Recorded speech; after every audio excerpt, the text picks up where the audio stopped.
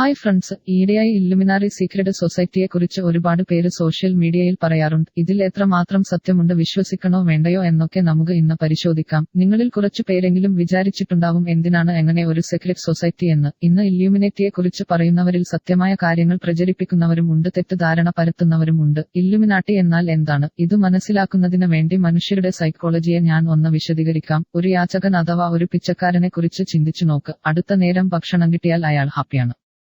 കാരണം അടുത്ത നേരത്തെ ഭക്ഷണത്തെക്കുറിച്ചായിരിക്കും അവന്റെ ചിന്ത. ഓക്കെ, അയാൾക്ക് ഒരു നല്ല കാർ വേണം, ബംഗ്ലാവ് വേണം എന്നൊക്കെ തുടങ്ങിയ ലക്ഷ്യങ്ങൾ ഒന്നും ഉണ്ടാകാൻ ഇടയില്ല. കാരണം അതൊക്കെ തന്നെക്കൊണ്ട് നടക്കാത്ത കാര്യങ്ങൾ ആണ് എന്ന് അയാൾക്കറിയാം. അതേസമയം ദിവസേന 1000 രൂപ സമ്പാദിക്കുന്ന ഒരാളുടെ മോഹങ്ങൾ എന്തായിരിക്കും? അത് തീർച്ചയായും ഭക്ഷണത്തെക്കുറിച്ച് ആയിരിക്കില്ല. കാരണം അത് അവന് ഈസിയായി കിട്ടും. അവന്റെ ചിന്ത ഒരു നല്ല വീട് വെക്കണം, കുറച്ചുകൂടെ നന്നായി ജീവിക്കണം എന്നൊക്കെ ആയിരിക്കും. ഇനി ദിവസേന 1,00,000 രൂപ സമ്പാദിക്കുന്ന ഒരാളുടെ മോഹം എന്തായിരിക്കും? അവന്റെ ചിന്ത ഭക്ഷണം, വീട് ഇതൊന്നും ആയിരിക്കില്ല. കാരണം ഇതെല്ലാം അവനു ഈസി ആയി ലഭിക്കുമല്ലോ. ഈസി ആയി കിട്ടാവുന്ന കാര്യങ്ങളെക്കുറിച്ച് നമ്മൾ ആരും അധികം വിചാരപ്പെടാറില്ല.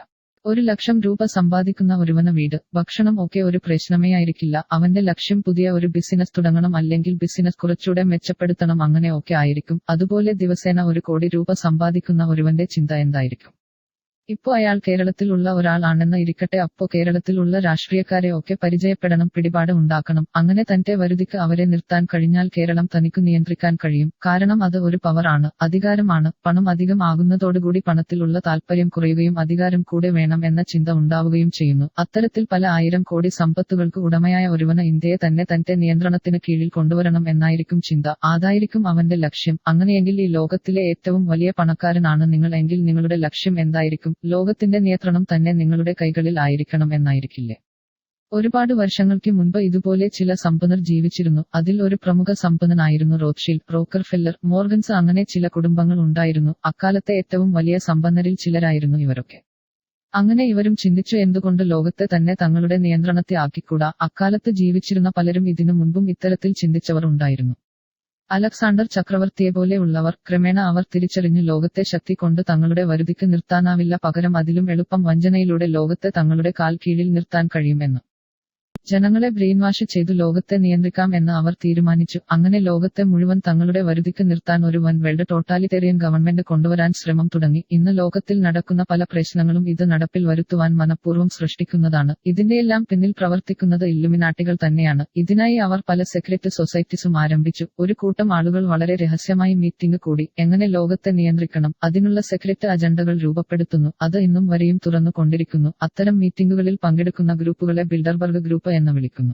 ഇദ്ദേഹത്തെ ശ്രദ്ധിക്കൂ, കണ്ടാൽ ചെകുത്താനെ പോലെയുണ്ടല്ലേ? ഇയാളുടെ പേര് ഹെൻറി കിസ്സഞ്ചർ എന്നാണ്. ഇയാൾ ഇല്ലുമിനാറ്റിയിലെ ഒരു പ്രധാന കണ്ണിയാണ്. ഇയാൾ ബിൽഡർബർഗ് മീറ്റിംഗിന് പോകുന്ന വഴിയിൽ ജനങ്ങൾ ഇയാൾക്കെതിരെ മുദ്രാവാക്യങ്ങൾ വിളിക്കുകയാണ്. ഇയാൾ വളരെ വലിയ ഒരു യുദ്ധദാഹിയാണ്. പല യുദ്ധങ്ങളും നടത്തപ്പെടുന്നതിനു പിന്നിലെ മാസ്റ്റർ ബ്രെയിൻ ഇയാളുടേതാണ്. അതിനാൽ ഇല്ലുമിനാറ്റിയെ കുറിച്ച് അറിയാവുന്ന ജനങ്ങൾ ഇയാൾക്കെതിരെ പ്രക്ഷോഭങ്ങളും മുദ്രാവാക്യം വിളികളും നടത്തിയിട്ടുണ്ട്. അമേരിക്കയെ സീക്രട്ട് ആയി കൺട്രോൾ ചെയ്യുന്ന ഷാഡോ ഗവൺമെന്റിലെ ഒരു പ്രധാന അംഗമാണ് ഇയാൾ. ആ കാറിനുള്ളിൽ ഇരിക്കുന്നത് ഹെൻറി കിസ്സഞ്ചർ. ബിൽഡർബർഗ് മീറ്റിംഗിന് പോകുന്ന അയാളെ ജനങ്ങൾ ചീത്ത വിളിക്കുകയാണ്.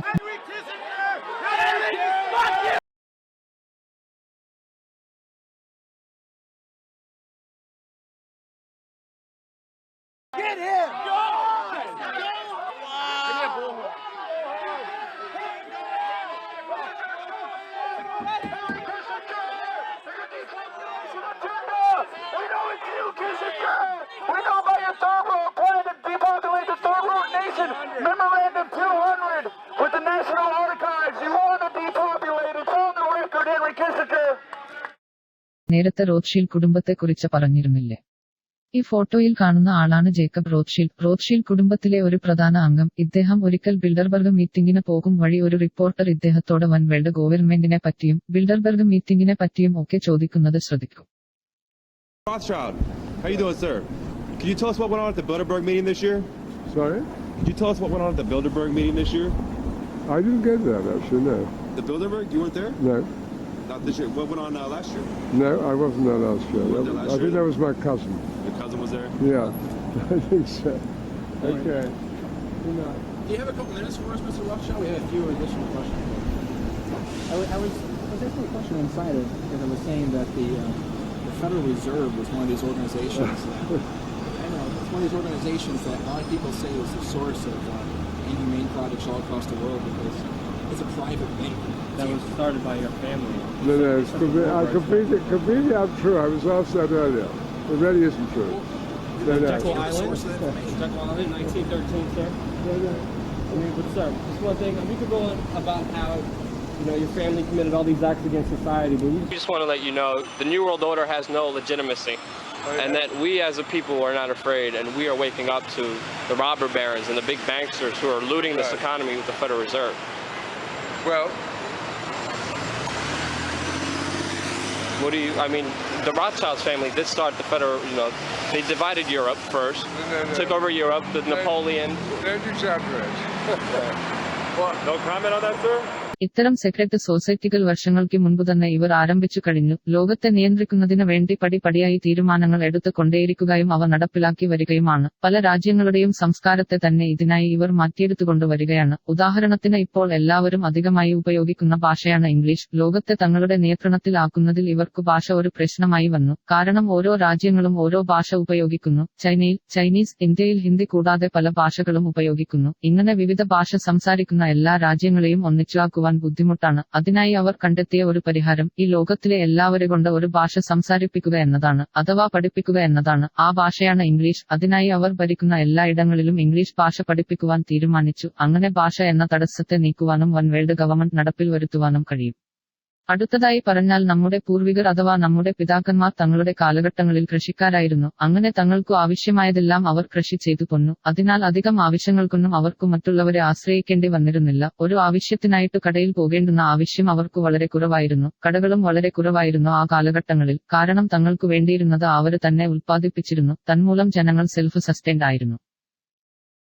ആലോചിച്ചു നോക്ക്, ഇപ്പൊ നിങ്ങൾക്ക് തന്നെ ലോകത്തെ ഭരിക്കണം അഥവാ കൺട്രോൾ ചെയ്യണം എന്നിരിക്കട്ടെ, പക്ഷെ ജനങ്ങൾ അവർക്ക് വേണ്ടുന്ന ഭക്ഷണങ്ങൾ അവർ തന്നെ നിർമ്മിക്കുന്നു, വീടുകൾ അവർ തന്നെ പണിയുന്നു. അങ്ങനെ സ്വന്തം ആവശ്യങ്ങൾക്കു വേണ്ടി മറ്റുള്ളവരെ ആശ്രയിക്കാത്ത ഒരു ജനതയെ എങ്ങനെ കൺട്രോൾ ചെയ്യാൻ സാധിക്കും? നിങ്ങൾക്ക് അവരെ കൺട്രോൾ ചെയ്യാനേ സാധിക്കില്ല. അതിനാൽ ഇങ്ങനെയുള്ള സെൽഫ് സസ്റ്റൈൻഡ് ആയിട്ടുള്ള ജീവിത രീതിയെ നശിപ്പിക്കേണ്ടതുണ്ട് എന്ന് അവർ തീരുമാനിച്ചു. അതിനായി ജനങ്ങളെ ബ്രെയിൻ വാഷ് ചെയ്യുവാൻ ആരംഭിച്ചു.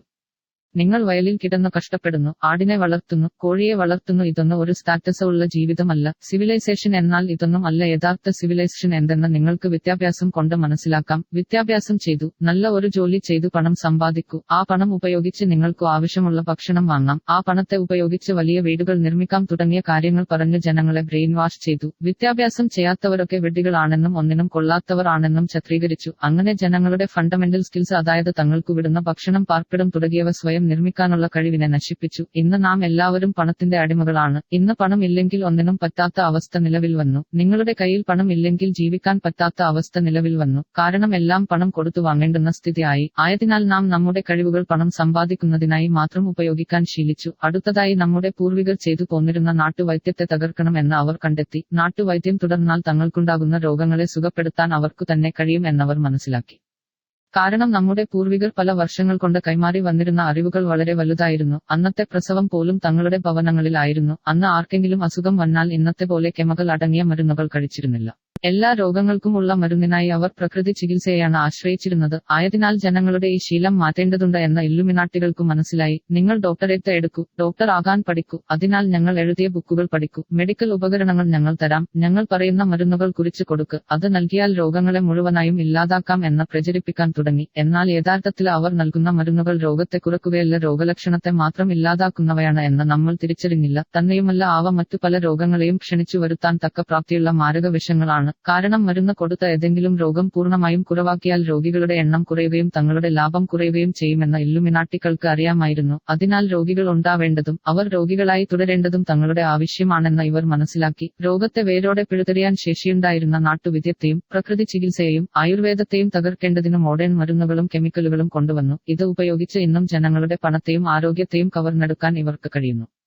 അടുത്തത് എന്താണെന്നാൽ ലോകത്തിൽ മുഴുവൻ ഒരു കറൻസി കൊണ്ടുവരിക എന്നതാണ്. അതിനായി ആദ്യം അവർ കണ്ടെത്തിയത് $US എന്ന മാർഗം ആയിരുന്നു. അങ്ങനെയാണ് രണ്ടാം ലോക മഹായുദ്ധം അവസാനിച്ചപ്പോൾ അമേരിക്കൻ ഡോളറിന്റെ വേൾഡ് റിസർവ് കറൻസി ആക്കുന്നത്. അക്കാലത്തു അമേരിക്കൻ ഡോളർ സ്വർണത്തെ ബേസ് ചെയ്തായിരുന്നു നിന്നിരുന്നത്. എന്നു വെച്ചാൽ ഇത്രയുള്ളൂ, നിങ്ങൾ അമേരിക്കൻ ഡോളർ കൊടുത്താൽ അമേരിക്ക അതിനു തത്തുല്യമായ സ്വർണം നിങ്ങൾക്ക് തരും. അത് അക്കാലത്തു നിലനിന്നിരുന്ന ഒരു കരാർ ആയിരുന്നു. 1960കളിൽ അമേരിക്ക വിയറ്റ്നാം യുദ്ധത്തിൽ ആയിരിക്കെ മറ്റു പല രാജ്യങ്ങൾക്കും പല സംശയങ്ങളും തോന്നി തുടങ്ങി. അതിൽ ഒന്നായിരുന്നു അമേരിക്ക തങ്ങളുടെ കയ്യിൽ ഉള്ള സ്വർണത്തേക്കാൾ അധികമായി ഡോളർ പ്രിന്റ് ചെയ്യുന്നുണ്ടോ എന്ന സംശയം. ആ സംശയം ഏറെക്കുറെ ശരിയായിരുന്നു. ആയതിനാൽ മറ്റു രാജ്യങ്ങൾ തങ്ങളുടെ സ്വർണം തിരികെ തരുവാൻ അമേരിക്കയോട് ആവശ്യപ്പെട്ടു.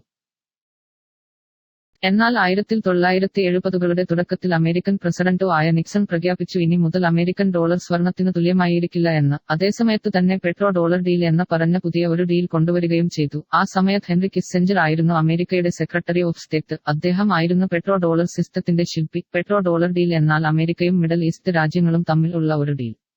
അതായത് ഇനി മുതൽ അമേരിക്ക മിഡൽ ഈസ്റ്റ് രാജ്യങ്ങൾക്കു മിലിറ്ററി സപ്പോർട്ട് നൽകും, അവരുടെ എണ്ണ കിണറുകൾക്കു വേണ്ടുന്ന സഹായങ്ങളും നൽകും.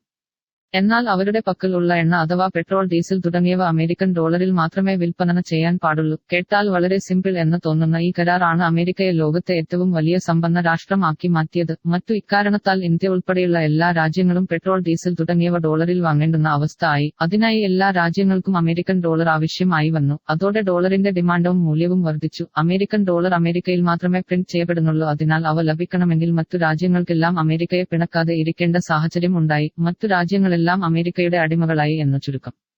ഇന്ത്യയെ തന്നെ എടുത്താൽ ഇന്ത്യക്കു രണ്ടു വഴികൾ ഉണ്ട്. ഒന്ന്, ഇന്ത്യൻ കറൻസി ഫോറിൻ എക്സ്ചേഞ്ചിൽ കൊണ്ടുപോയി ഡോളർ ആയി മാറ്റിയതിനു ശേഷം മിഡൽ ഈസ്റ്റിൽ നിന്ന് പെട്രോൾ വാങ്ങുക. എന്നാൽ അങ്ങനെ ചെയ്താൽ ഒരുപാട് കമ്മീഷൻ എല്ലാം നൽകേണ്ടി വരും, ഒരുപാട് നഷ്ടം ഉണ്ടാകാൻ ഇടയുണ്ട്. അതുകൊണ്ട് അത് നടക്കില്ല എന്ന് മനസ്സിലാക്കിയ മറ്റു രാജ്യങ്ങളും അമേരിക്ക പലതരത്തിലുള്ള സേവനങ്ങളും ചെയ്തു തുടങ്ങി. ജപ്പാൻ അമേരിക്കക്കു കാറുകൾ വിൽക്കാൻ തുടങ്ങി, പകരം ഡോളർ നോട്ടുകൾ വാങ്ങി. അവ ഉപയോഗിച്ച് ഓയിൽ വാങ്ങുവാൻ ആരംഭിച്ചു. ജർമ്മനി നിരവധി ഫ്ലൈറ്റുകൾ, മറ്റു നൂതന ടെക്നോളജികൾ നിർമ്മിച്ച് അമേരിക്കക്കു നൽകി. ഇങ്ങനെ എല്ലാ നാടുകളും അടിമകളെ പോലെ അമേരിക്കയ്ക്ക് വേണ്ടി പണിയെടുത്തു തുടങ്ങി. ഉദാഹരണത്തിന് നിങ്ങൾക്ക് ഒരു പ്രിന്റിംഗ് പ്രസ് ഉണ്ടെന്ന് വിചാരിക്കുക. ലോകത്തിലുള്ള എല്ലാ രാജ്യങ്ങൾക്കും നിങ്ങളുടെ പ്രസ്സിൽ നിന്നും പ്രിന്റ് ചെയ്ത കുറെ പേപ്പറുകൾ വേണമെന്നിരിക്കട്ടെ. പകരം അവര് നിങ്ങൾക്ക് വേണ്ടതെല്ലാം കൊണ്ടുവന്നു തരുന്നു. നിങ്ങൾക്ക് വേണ്ട വാഹനങ്ങൾ, സോഫ്റ്റ്വെയറുകൾ തുടങ്ങിയവ നിങ്ങൾ ഒന്നും ചെയ്യേണ്ടതില്ല, പകരം കുറെ പേപ്പറുകൾ പ്രിന്റ് ചെയ്തു കൊടുത്താൽ മതി. ഇതായിരുന്നു യഥാർത്ഥത്തിലെ പെട്രോ ഡോളർ ഡീൽ. ഇത് വളരെ വർഷങ്ങളായി അമേരിക്ക നല്ലതുപോലെ പ്രയോജനപ്പെടുത്തി വരികയായിരുന്നു. എന്നാൽ ഏകദേശം നവംബർ 2000-ൽ സദ്ദാം ഹുസൈൻ ഇതിനെ എതിർക്കുകയും തങ്ങൾ ഇനി മുതൽ ഡോളറിൽ ഓയിൽ വിൽക്കുകയില്ല, പകരം യൂറോ എന്ന കറൻസിയിൽ ഇടപാട് നടത്താൻ പോവുകയാണ് എന്ന് തീരുമാനിച്ചു. അങ്ങനെ സംഭവിച്ചാൽ അത് അമേരിക്കയ്ക്ക് ഒരു ഭീഷണി ആവും. അറ്റ് തന്നെയുമല്ല, അങ്ങനെ സംഭവിച്ചാൽ മറ്റു രാജ്യങ്ങളും ഇത് ചെയ്യാൻ തുടങ്ങും. അങ്ങനെ പെട്രോ ഡോളർ കരാർ തന്നെ ഇല്ലാതാവും എന്ന് മനസ്സിലാക്കിയ അമേരിക്ക സദ്ദാം ഹുസൈനെ കൊന്നുകളയുവാൻ തീരുമാനിച്ചു. എന്നാൽ ഈ കാരണം പറഞ്ഞ് സദ്ദാമിനെ കൊന്നാൽ ലോകം മുഴുവൻ തങ്ങളെ പഴിക്കുകയും തങ്ങൾക്കു എതിരാവുകയും ചെയ്യും. എന്നാൽ സദ്ദാമിനെ കൊല്ലുകയും വേണം, ഒപ്പം ആരും തങ്ങളെ പഴിക്കാനും പാടില്ല. അതിനുള്ള ഒരു പ്ലാൻ അമേരിക്ക തയ്യാറാക്കി. അതായിരുന്നു സെപ്റ്റംബർ 11 അറ്റാക്ക്. സ്വയം മുറിവേൽപ്പിച്ചിട്ട് മറ്റുള്ളവന്റെ മുകളിൽ പഴി ചാരുക എന്ന രീതി. ഉസാമ ബിൻ ലാദൻ ആണ് ഇത് ചെയ്തത് എന്ന് പ്രചരിപ്പിക്കുകയും ചെയ്തു. എന്തിനാണ് അങ്ങനെ പ്രചരിപ്പിച്ചത് എന്ന് വെച്ചാൽ അഫ്ഗാനിസ്ഥാനിൽ കടന്നുകൂടുന്നതിന് അമേരിക്കയ്ക്ക് മറ്റു വഴികൾ ഒന്നും ഇല്ലാതിരുന്നതിനാൽ. എന്തിനു അഫ്ഗാനിസ്ഥാനിൽ കടന്നുകൂടണം എന്ന് ചോദിച്ചാൽ, അഫ്ഗാനിസ്ഥാനിൽ $1 ട്രില്യൺ വെർത്ത് ഓഫ് ലിഥം ഉണ്ടായിരുന്നു. അഫ്ഗാനിസ്ഥാൻ ഒരു വലിയ മിനറൽ റിച്ച് രാജ്യമാണ്. തന്നെയുമല്ല, അവിടെ കോടികൾ വിലമതിക്കുന്ന ഡ്രഗ്സ് ചെടികളും ഉണ്ട്. ഇതിനെയെല്ലാം തങ്ങളുടെ കീഴിൽ കൊണ്ടുവരികയും ചെയ്യാം. ഇതിനാലാണ് ഉസാമ ബിൻ ലാദനെ ഇതിൽ പിടിച്ചിട്ടത്. തന്നെയുമല്ല, ബിൻ ലാദൻ ഒരു മുസൽമാൻ കൂടിയാണ്. ഇതിലൂടെ മുസ്ലിങ്ങൾ മുഴുവനും തീവ്രവാദികൾ എന്ന വരുത്തി തീർക്കുകയും ചെയ്യാം. എന്തിനാണ് മുസ്ലിങ്ങളെയെല്ലാം തീവ്രവാദികൾ എന്ന മുദ്രകുത്തണം? മിഡൽ ഈസ്റ്റ് രാജ്യങ്ങളിൽ എല്ലാം പൊതുവായിട്ടുള്ളത് ഇസ്ലാം മതമാണ് എന്ന് വെച്ച് മുസ്ലിങ്ങൾ എല്ലാം തീവ്രവാദി എന്ന ചിന്ത പരത്തുന്നത് എന്തിനാണ്? കാരണം നാളെ ഇതുപോലെ ആരെങ്കിലും നിങ്ങളുടെ നാട്ടിലെ പെട്രോൾ ഇതുപോലെ സ്വന്തം കറൻസിയിൽ വിൽക്കാൻ ശ്രമിച്ചാൽ അമേരിക്കയ്ക്ക് ഈസിയായി ആ രാജ്യത്തു കടക്കുകയും അവരെ കൊല്ലുകയും ചെയ്യാം. തീവ്രവാദികളെ പിടിക്കാൻ ആണ് പോകുന്നത് എന്ന് പറഞ്ഞാൽ ആരും തടസ്സം നിൽക്കുകയും ഇല്ല. ഒരു പക്ഷേ നിങ്ങൾ ചോദിച്ചേക്കാം, വേൾഡ് ട്രേഡ് സെന്റർ ആക്രമിച്ചത് അമേരിക്ക തന്നെയാണ് എന്നതിന് എന്താണ് തെളിവ് എന്ന്. എന്നാൽ അത് ബിൻ ലാദൻ ആണ് ആക്രമിച്ചത് എന്നതിനും ഇന്നും തെളിവില്ല എന്ന് നിങ്ങൾക്ക് അറിയുമോ? ഇദ്ദേഹമാണ് Milton William Cooper. September 11 attack നടക്കും മുൻപേ അത് നടക്കാൻ പോകുന്നു എന്ന് പ്രവചിച്ച വ്യക്തി. ഇത് US ഗവൺമെന്റ് തന്നെയാണ് നടത്തിയത് എന്നും അതിനുശേഷം ബിൻ ലാദൻ ആണ് അത് ചെയ്തത് എന്ന് വരുത്തി തീർക്കും എന്നും ഇയാൾ മുൻപേ തന്നെ പ്രവചിച്ചിരുന്നു. സെപ്റ്റംബർ 11 അറ്റാക്കിനു മുൻപേ ഒരു റേഡിയോ ഷോയിൽ അദ്ദേഹം അതിനെക്കുറിച്ച് സംസാരിക്കുന്നത് കേൾക്കൂ. അദ്ദേഹത്തിനു അത് എങ്ങനെ പ്രവചിക്കാൻ കഴിഞ്ഞു എന്ന് അദ്ദേഹം തന്നെ പറയുന്നത് കേൾക്കൂ. You believe what you have been seeing on CNN today, ladies and gentlemen?